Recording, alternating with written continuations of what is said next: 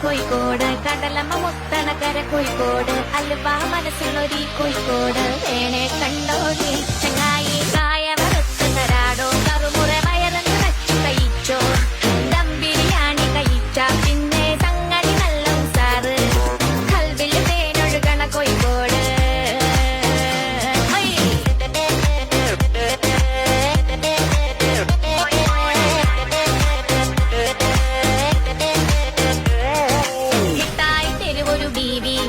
സൽക്കാരമിടുക്കുള്ള ബീവി